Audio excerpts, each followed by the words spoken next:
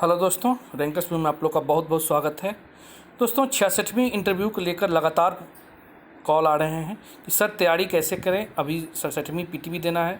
तो इसी संदर्भ में कुछ ऐसा वीडियो बनाइए जिसकी तैयारी थोड़ी थोड़ी चलती रहे। दोस्तों सबसे पहली बात तो 66वीं जो इंटरव्यू दे रहे हैं और 67वीं पीटी दे रहे हैं, दोनों को समन्वय बनाकर तैयारी करनी होगी। इसके लिए ज़रूरी है कि आप अपना टाइम टेबल में से लगभग आधा घंटा 15 मिनट आपको इंटरव्यू पर भी फोकस करना होगा। तो खैर ये रहा, और उम्मीद करते हैं कि आप बेहतर तरीके से तैयारी कर सकते हैं। और इसके लिए हम लोगों ने अभी देखिएगा कि एक पेड ग्रुप बना दिया है। 66वीं इंटरव्यू को लेकर एक पेड ग्रुप बना दिया गया है और इसमें अभी तक लगभग 30-35 स्टूडेंट जुड़ चुके हैं। तो इसके लिए कुछ न्यूनतम फ़ी रखा गया है। अगर आप फ़ी देते हैं और स्क्रीनशॉट हम लोग को भेजते हैं तो निश्चित तौर पे इसमें ग्रुप में आपको शामिल कर दिया जाएगा, जहां सभी प्रकार की तैयारियां पूरी करवाई जा रही है। इसमें करंट इवेंट से लेकर बेसिक जो भी जानकारियां हैं वो सभी करवाया जा रहा है। साथ ही साथ इसमें हम लोग पीटी पर भी ध्यान दे रहे हैं कि तैयारी के दौरान उन्हीं चीज़ों पर ज़्यादा फोकस करना है जिससे आपका पीटी प्रभावित ना हो। तो ये रहा दोस्तों। अब हम बात करते हैं इंटरव्यू के लिए कि तैयारी क्या करें। तो दोस्तों सबसे पहला प्रश्न होता है कि इंटरव्यू है क्या। इस संदर्भ में देखिएगा कि इंटरव्यू के बारे में बोला जाता है कि इंटरव्यू एक निश्चित उद्देश्य की पूर्ति के लिए आयोजित विचारों का आदान प्रदान है। विचारों का आदान प्रदान है। तो अब ये जो आदान प्रदान होते हैं वह कैसे हो सकते हैं, तो इसके लिए पहले तौर पर देखा जाए तो जो इंटरव्यू के दौरान जो आदान प्रदान होगा उसके लिए 3 चीज़ें आवश्यक है। पहला है नॉलेज, दूसरा है बॉडी लैंग्वेज और तीसरा है प्रेजेंटेशन।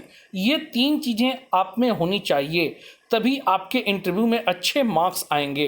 अब हम बात करते हैं एक एक करके इसमें कि नॉलेज में क्या होना चाहिए, बॉडी लैंग्वेज में क्या होना चाहिए और प्रेजेंटेशन में क्या होना चाहिए। तो आइए देखते हैं सबसे पहले कि नॉलेज में क्या है दोस्तों। तो नॉलेज में देखिएगा कि नॉलेज के अंतर्गत मुख्य रूप से कुछ चीज़ों की होनी जानकारी है आवश्यक होती है। जैसे बायोडाटा के बारे में आपको जानना होगा कि बायोडाटा के संदर्भ में कौन कौन सी चीज़ें हैं, उसकी जानकारी हासिल करनी है, उस पर थोड़ा अध्ययन करना होगा। दूसरा है ग्रेजुएशन सब्जेक्ट। खासतौर पे देखते हैं कि बहुत सारे बच्चे जो हैं इंजीनियरिंग बैकग्राउंड के हैं और वो अदर सब्जेक्ट लेकर मेंस की तैयारी किए थे। तो इस दौरान ऑप्शनल के साथ साथ उनका ग्रेजुएशन पेपर भी तैयारी करना आवश्यक है, जानकारियाँ रखना आवश्यक है। इसके अलावा जो एकेडमिक पेपर के अलावा जो विषय से आपने ऑप्शनल पेपर रखा है या मेंस दिया हो उसके बारे में भी प्रश्न पूछे जाते हैं। तो ये 2 आपके मेजर सब्जेक्ट हैं और इसकी तैयारी हम लोग आफ्टर पीटी 67वीं के बाद कराएंगे। और जब तक हम लोग अदर सब्जेक्ट पर जैसे बायोडाटा है, करेंट इवेंट्स है, इस पर थोड़ा थोड़ा फोकस करते रहेंगे।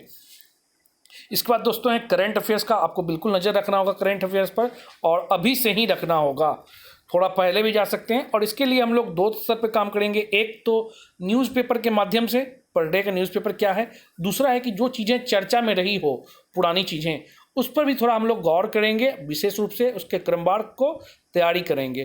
फिर लास्ट में जो सबसे ज़्यादा इम्पॉर्टेंट होता है और सबसे ज़्यादा नंबर ऑफ क्वेश्चन जहाँ से पूछे जाते हैं, और वो है आपका दोस्तों एडमिनिस्ट्रेटिव नॉलेज। ये खंड आपके लिए बहुत इंपॉर्टेंट होता है, क्योंकि अगर ऊपर में थोड़ा कमज़ोर भी हो गए तो कोई बात नहीं, इस सेगमेंट में आपके अच्छे आंसर होने चाहिए। तो ये रही बातें। अब हम एक एक करके फिर आते हैं कि बायोडाटा में क्या क्या तैयारी करनी है। ठीक है, तो आइए देखते हैं। पहला है बायोडाटा। बायोडाटा से संबंधित जो तैयारियां करनी है उसमें पहला है आपका नाम। बहुत सारे बच्चे कहते हैं कि नाम नहीं पूछा जाता है, लेकिन मैं प्रमाणित कर सकता हूँ, कई कैंडिडेट कल भी आए हैं जो बोलते हैं कि नहीं सर मेरे से नाम ही पूछा गया था। पहला आपका नाम क्या है, फिर एक ने कहा कि सर मेरे पिताजी का भी नाम पूछा गया था और उसका अर्थ पूछा गया है। तो ये रहता है, कोई ज़रूरी नहीं कि आपसे पूछा जाए, लेकिन तैयारी के दौरान आपको ये सब चीज़ें, आपका नाम और उसका अर्थ रखना जरूरी है। फिर उसके बाद स्कूल और कॉलेज, किस स्कूल से आपने स्कूलिंग किया है, क्या किसी खास विषय, जैसे मान लीजिए आप डीएवी से पास आउट हैं तो डीएवी की विचारधारा के बारे में पूछा जाएगा, डीएवी का फुल फॉर्म पूछा जाएगा, स्थापना किसने किया, कब किया, कौन कौन से हैं, डीएवी के पीछे उद्देश्य क्या है। फिर आपका मान लीजिए नेत्रहाट है, नवोदय है, तो इसी प्रकार के केंद्रीय विद्यालय है, तो इस संदर्भ में प्रश्न आपके पूछे जाएंगे। ठीक है, और कॉलेज के संदर्भ में भी पूछा जाएगा, यूनिवर्सिटी के संदर्भ में भी पूछा जाता है। जैसे मान लीजिए भीमराव अंबेडकर यूनिवर्सिटी है तो पूछा जाएगा कि भीमराव अंबेडकर कौन थे, उनके विचारों पर प्रश्न पूछे जा सकते हैं।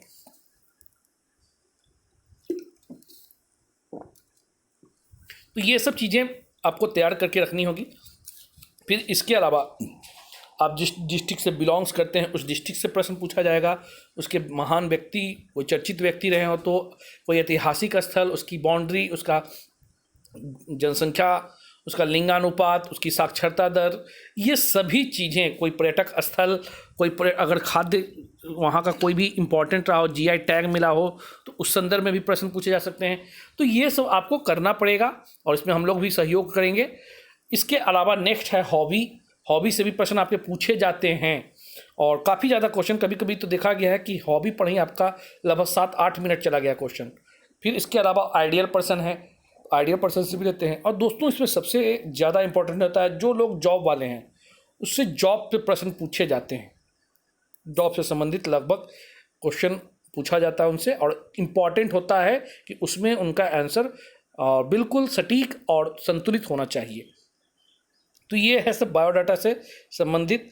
अब हम फिर नेक्स्ट देखते हैं कि बायोडाटा के बाद बॉडी लैंग्वेज में कौन कौन सी चीज़ें इंपॉर्टेंट है। तो पहला है दोस्तों इंट्री कहा जाता है कि फर्स्ट इंप्रेशन लास्ट इंप्रेशन, मतलब इंट्री ऐसी होनी चाहिए कि सामने वाला आपसे प्रभावित हो जाए। उसका कौन कौन सी चीज़ों पर ध्यान देनी है इस सब हम लोग चर्चा करेंगे। इसके अलावा एग्जिट कैसा होना चाहिए, जाने के संदर्भ में आपका जो भी है, जैसे कि आपने क्या बोला, एंट्री में भी आपका गुड मॉर्निंग, गुड इवनिंग, प्रणाम सर, कोई नमस्कार सर, जो बहुत सारी चीज़ें चली आती है कि सर क्या बोला जाए, ये सब उत्तर हम लोग सटीक देंगे। फिर इसके बाद बैठने के क्रम में क्या करना चाहिए, कितना टेम्परामेंट कैसा होना चाहिए, ये सभी चीज़ें। एग्जिट में भी वही चीज़ें हैं, आप जा रहे हैं तो क्या थैंक यू बोले हैं या नहीं बोले हैं, ये भी बहुत बड़ा इंपॉर्टेंट होता है। फिर जाने के क्रम में आपके चाल ढाल कैसी है, आपका गर्दन जो है किधर झुकता है, किधर दाएं बाएं तो नहीं देख रहे हैं, बिल्कुल। ये सब चीज़ें छोटी छोटी चीज़ें होती हैं लेकिन बहुत ज़्यादा प्रभाव डालता है। तो इंट्रेंस और एग्जिट के बाद फिर वॉइस क्वालिटी बहुत ज़रूरी है दोस्तों। वॉइस क्वालिटी में खासतौर पे कुछ चीज़ें से टोन आपका कैसा हो, फ्लो कैसा है, पिच कैसा है, प्रोनाउंसिएशन कैसे हैं। बहुत सारे देखते हैं हम लोग, सुधार भी किए हैं दोस्तों, ऐसा बात नहीं है। बहुत सारे लोग होते हैं जिनके बीच बीच में ठीक है जैसा वर्ड आता है, या और भी कई चीज़ें हैं, ऐ के निकलना, इस प्रकार के कई सारे चीज़ें होते हैं जिस पे हम लोग कंट्रोल करवाते हैं और धीरे धीरे वो चीज़ उनके अंदर से बिल्कुल समाप्त हो जाता है। इन सब के अलावा फिर सिटिंग पोजीशन भी जरूरी है कि बैठने के क्रम में आपका हाथ पाँव का क्या तरीका है, क्या हिल रहा है या नहीं हिल रहा है, कितना हिल रहा है। बैठे हैं तो कमर क्या पूरा का पूरा चेयर से टच हो रहा है कि नहीं हो रहा है, बैठने का मुद्रा में सावधान मुद्रा है कि नहीं, मतलब आराम से बैठे हुए हैं कि बिल्कुल लग रहा है जेंटलमैन की तरह बैठे हैं। तो ये सब चीज़ें छोटी छोटी चीज़ें हैं जो ध्यान देनी होती है। हाथ का पोजीशन क्या है, हाथ कहाँ रखे हैं, ये सब चीज़ें। फिर आई कांटेक्ट कैसा है आपका। फिर आई कांटेक्ट के साथ साथ प्रश्न जवाब देते हैं तो आपके आई कांटेक्ट कितना % चेयरमैन पे होता है, कितना अदर कैंडिडेट पर अंदर जो भी मेंबर होते हैं उन पे होता है। ये सब चीज़ें छोटी छोटी चीज़ें हैं लेकिन आपको इस पर काम करना होगा दोस्तों। तो ये सब चीज़ें इंपॉर्टेंट है। इसके अलावा और भी देखें तो प्रेजेंटेशन बहुत ज़रूरी होता है, क्योंकि ये आपके आंसर को न केवल कह सकते हैं कि प्रभावी बनाते हैं बल्कि आप अपनी ओर आकर्षित भी कर सकते हैं। तो इसके लिए ज़रूरी है पहला फेस एक्सप्रेशन आपका कैसा है, खासतौर पर प्रश्न पूछने के दौरान या जवाब देने के दौरान आपका फेस एक्सप्रेशन कैसा है। दूसरा है कॉन्फिडेंस कैसा है आपका, जब आप जवाब देते हैं तो आपका कॉन्फिडेंस लेवल चेक किया जाता है। इसके बाद स्माइल, क्या आप में स्माइल है या बिल्कुल घबराहट सी, बेचैनी सी की स्थिति बनी होती है, तो ये चीज़ें। फिर सीक्वेंस आंसर देना ही बहुत बड़ा चीज़ नहीं होता। कभी कभी देखते हुए कि आप आंसर दे रहे हैं लेकिन सीक्वेंस में नहीं दे रहे हैं, इससे बहुत ज़्यादा संतुष्ट नहीं होते हैं कि नहीं ये ठीक है, चलो कुछ और बताओ, और लास्ट में जाकर जब आप जवाब देते हैं तो बताए बस मैं यही सुनना चाहता था। तो ये ज़रूरी होता है कि सीक्वेंस में आंसर दें ताकि वो काफ़ी ज़्यादा प्रभावित हो कि नहीं जो भी बच्चा है या जो भी कैंडिडेट, लड़का लड़की जो भी हो, क्या सीक्वेंस में दिए हैं कि नहीं। अगर सीक्वेंस देते हैं तो निश्चित तौर पे काफ़ी ज़्यादा प्रभावित होते हैं। पिछली बार देखिए 65 में जैसे ही हम लोग की पुष्पा जी यहाँ दी थी, फर्स्ट दिन था उनका और अरुण भगत सर के बोर्ड में था, तो जैसे वो सीक्वेंस में दी तो उन्होंने उठकर ताली बजा दिया कि बहुत बढ़िया, मैं बिल्कुल यही क्रम में सुनना चाहता था। तो ये सीक्वेंस बहुत बड़ा चीज़ होता है दोस्तों, तो इस पर आपको ध्यान देना है। फिर इसके बाद एक चीज़ है क्वेश्चन आंसर गैप, ये भी बहुत इंपॉर्टेंट होता है। कभी कभी होता क्या है कि क्वेश्चन पूरा ना पूछा गया हो और बीच में ही आप आंसर दे बैठते हैं, तो सामने वाला कहता है जैसे रुकी रुकी कुछ और भी पूछना था मुझे। तो ये गैप कितना होना चाहिए, ये जरूरी होता है। दूसरा है कि एक बंदा कोई क्वेश्चन पूछा गया, आप उसका जवाब दे रहे हैं, इसी बीच दूसरे मेंबर भी क्वेश्चन पूछ देते हैं आपसे, तो उस दौरान आपकी एक्टिविटीज क्या हो, गैप कितनी होनी चाहिए। आप जब क्वेश्चन पूछा जाता है और आंसर देते हैं उस दौरान भी कितना गैप होना चाहिए। ये छोटी छोटी बातें हैं लेकिन बहुत ज़्यादा इंपॉर्टेंट होते हैं, और इन सब चीज़ों को ध्यान रखकर ही आप सबसे अधिक नंबर उठा सकते हैं। तो ये सब चलिए प्रेजेंटेशन में है। फिर हम बात करते हैं नेक्स्ट कि करंट अफेयर्स में क्या क्या पढ़ लें। तो बहुत सारे पूछते हैं कि सर कब से कब तक पढ़ें, करंट में क्या क्या देख लें फिलहाल। तो देखिए दोस्तों, है क्या ना कि इसमें नेशनल इश्यूज़ जो भी घटनाएं चल रही है अभी हो, अगर बहुत ज़्यादा हाईलाइटेड हो तो 1-2 साल पुराना भी चल सकता है, ठीक है। फिर उसके बाद है आपका इंटरनेशनल इश्यूज़ जो भी वर्तमान में खासतौर पर चल घटित हो रहा है, वो चाहे वो श्रीलंका का मुद्दा हो, चाहे वो यूक्रेन और रूस का मुद्दा हो, चाहे वो म्यांमार का मुद्दा हो, अभी पाकिस्तान का मुद्दा हो, ये सभी चीज़ें, अमेरिका के साथ भारत का जो संबंध भी स्थापित हो रहा है वो चीज़ें, या फिर यूक्रेन और रसिया पर अमेरिका की खामोशी, तो ये सभी चीज़ें आपको करंट इशूज़ से भी इम्पॉर्टेंट होता है। और यहाँ पर आपको प्रश्न सीक्वेंस में करने हैं, और जो आंसर तैयार करना है वो बिल्कुल ऑब्जेक्टिव होना चाहिए। बहुत ज़्यादा डिस्क्रिप्टिव वो सुनना पसंद नहीं करते हैं। समय कम होता है आपका, 20 से 22 मिनट अच्छा आदर्श माना जाता है इंटरव्यू। इसी दौरान आपके कम से कम 25 से 30 प्रश्न होने चाहिए। तो आपके आंसर बिल्कुल वस्तुनिष्ठ होना चाहिए कि सामने वाला प्रभावित भी हो जाए और नेक्स्ट क्वेश्चन भी क्रिएट कर सके, तो ये जरूरी है। फिर इसके बाद दोस्तों गवर्नमेंट स्कीम दोनों स्तर पर, बिहार सरकार की योजनाएं और केंद्र सरकार की कौन कौन सी योजनाएं किन किन क्षेत्र में किया गया है, ये सभी पार्टिकुलर रूप से आपको तैयार करके रखना है, और इसमें हम लोग भी मदद करेंगे, हम लोग भी देंगे। फिर अब बिहार में जो खासतौर पर भी चर्चा में रहा हो करंट, जैसे शराबबंदी हो, चाहे दहेज प्रथा उन्मूलन कानून है, या फिर अभी नीतीश जी पर बार बार अटैक हो रहा है, तो इसमें जो चूक हो रही है वो क्या है, नहीं है, प्रशासनिक चूक, या फिर बहुत सारे प्रश्न यहाँ बनते हैं। तो ये सब चीज़ें आपको देख के रखनी है। फिर रिपोर्ट भी देखना है, रिपोर्ट में भी चाहे वो बिहार के संदर्भ में आया हो या फिर केंद्र के सरकार के संबंध में रिपोर्ट आया हो, तो रिपोर्ट भी आपको देखना है, और उसमें कुछ आंकड़े भी जरूरी हो जाते हैं। तो ये सब आपको देखना है दोस्तों। अब हम बात करते हैं फिर इसमें कि जो सबसे इम्पॉर्टेंट टॉपिक है वह है आपका एडमिनिस्ट्रेटिव। तो एडमिनिस्ट्रेटिव से भी जो प्रश्न पूछे जाते हैं, और अक्सर देखा जाता है कि यहाँ पर कोई संस्थान ना आपको तैयारी करवाती है, 1-2 क्वेश्चन बस पूछ के छोड़ दिया गया, लेकिन सबसे ज़्यादा इम्पॉर्टेंट यही सेक्टर आपको तैयार करना होगा, क्योंकि यहाँ से प्रश्न का जवाब देते हैं तो सामने वाले को मन में कहीं ना कहीं ये होता है कि हाँ, बच्चे में एडमिनिस्ट्रेटिव गुण है।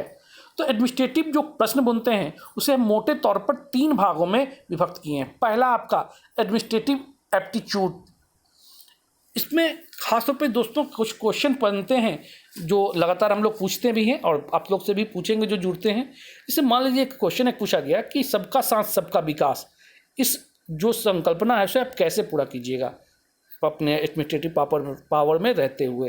फिर इसी प्रकार का और भी सारे प्रश्न बनते हैं, जैसे मान लीजिए कि आप प्रशासन में आने के बाद क्या क्या नयाचार कीजिएगा, कहाँ कहाँ सुधार करना चाहेंगे, सरकार की कौन कौन सी योजनाओं को आप बंद करना चाहेंगे या फिर सुधार करवाना चाहेंगे, सरकार से इस पर बात करेंगे। या अभी बाढ़ की स्थिति वाली क्वेश्चन जो पूछा था, ये क्वेश्चन, तो कई सारे एप्टीट्यूड क्वेश्चन बनते हैं और हम लोग यहाँ से लगातार प्रश्न पूछते हैं, ठीक है। फिर नेक्स्ट क्वेश्चन है कि आपका पोस्ट और हायरार्की, पोस्ट के संदर्भ में भी पूछा जाता है कि आप एसडीएम और जैसे एसडीओ में अंतर क्या है, डीएसपी क्या है, आपने डीएसपी पद का ही चयन क्यों किया, एसडीएम को ही प्राथमिकता क्यों दी, डीएसपी में क्यों नहीं आना चाहते हैं। तो ऐसे तमाम सारे प्रश्न हैं। सीओ और ख़ासतौर पे आप देखते हैं कि आरओ जो सिलेक्शन होता है वो दोनों में अंतर क्या है, इनका जॉब ऑफ नेचर कैसा है, इनकी हायरार्की क्या है, तो ये सब यहाँ से भी प्रश्न पूछे जाते हैं। फिर होता है सिचुएशन बेस्ड प्रश्न। सिचुएशन बेस्ड प्रश्न भी बहुत इंपॉर्टेंट होता है। जैसे खासतौर पर आप देखते होंगे, निकलता है कि मान लीजिए आप किसी कार्य क्षेत्र में आप वहाँ पर हैं, और मान लीजिए कि एक ही समय में आपको तजिया और दुर्गा पूजा का जो मूर्ति विसर्जन होता है किया जाना है। ऐसी स्थिति में उम्मीद है कि दंगा फैल जाएगा, आप क्या कीजिएगा। बाढ़ वाला प्रश्न पूछा जाता है कि आपके क्षेत्र में बाढ़, रात एकाएक फ़ोन आता है और पता चलता है कि बाढ़ की स्थिति बनने वाली है रातों रात, आप क्या कौन कौन से क्रम में एक्शन लेंगे। तो इस प्रकार के कई सारे प्रश्न हैं। कोरोना काल में भी कई सारे प्रश्न बनाए गए हैं, पूछे गए हैं। तो ये सब सिचुएशन बेस्ड क्वेश्चन का आपको तार्किक उत्तर देना बहुत ज़रूरी होता है, और बिल्कुल जो आंसर हो वो सीक्वेंस में हो, तभी आपके अच्छे मार्क्स मिलेंगे। तो ये सब चीज़ें हैं जिस पर आपको काम करना है, और हम लोग मिलकर काम करेंगे। तो इसके लिए दोस्तों, अगर चाहें तो हमारी संस्थान से आप लोग जुड़ सकते हैं। बहुत ही कम फी रखा गया है और एक बेहतर माहौल तैयार किया गया। यही कारण है कि लोग लगातार 2 बार से टॉप भी कर रहे हैं हमारे संस्थान से, और 85+ काफ़ी ज़्यादा नंबर आ रहा है। 85, 87, 89, 90 इस प्रकार के नंबर भी उठाए हैं। आप आकर देख सकते हैं, हम लोग के पास पड़ा हुआ है कॉपी वगैरह। तो चलिए, आज के लिए इतना काफ़ी है। फिर हम लोग जल्दी नेक्स्ट वीडियो में मिलते हैं दोस्तों। ठीक है, थैंक यू।